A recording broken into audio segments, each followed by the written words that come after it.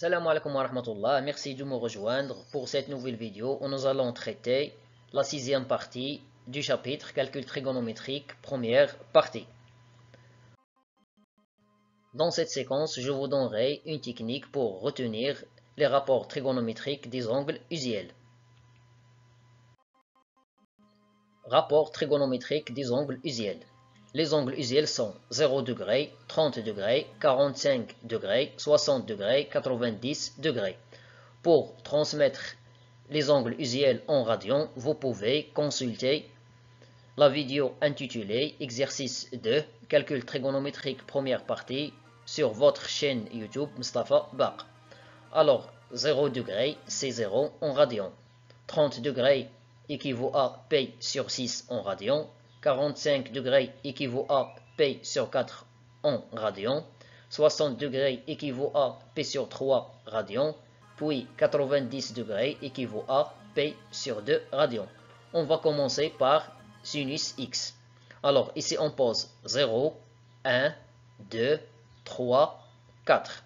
L'étape suivante, on introduit la racine carrée. Alors on obtient racine carrée de 0, racine carrée de 1, racine carrée de 2, racine carrée de 3, puis racine carrée de 4.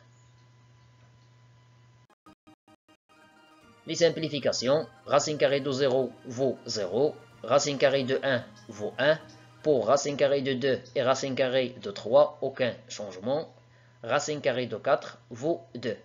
L'étape suivante, je divise par 2. Alors on obtient 0 sur 2, 1 sur 2, racine carrée de 2 sur 2, racine carrée de 3 sur 2, puis 2 sur 2. Les simplifications, 0 sur 2 vaut 0, 1 demi reste inchangé, racine carrée de 2 sur 2 inchangé, racine carrée de 3 sur 2 inchangé, puis 2 sur 2 vaut 1. Et voilà les valeurs de sinus x pour les angles usuels. Pour avoir les valeurs de cosinus x, il suffit d'inverser cette liste. Ici, on a terminé par 1, alors on va commencer par 1. La valeur qui se trouve avant 1, c'est racine carrée de 3 sur 2. Donc, la valeur qui sera après 1 est racine carrée de 3 sur 2.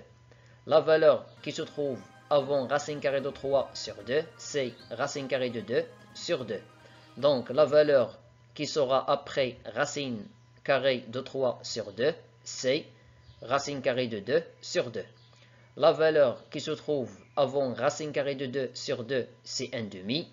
Donc, la valeur qui sera après racine carrée de 2 sur 2, c'est 1 demi. Puis, la valeur qui se trouve avant 1 demi, c'est 0. Donc, la dernière valeur, c'est 0. Et voilà les valeurs de cosinus x pour les angles usuels.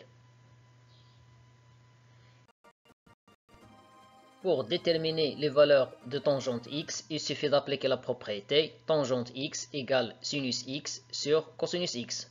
Donc, pour tangente 0, on obtient sinus 0 sur cosinus 0, c'est-à-dire 0 sur 1 vaut 0.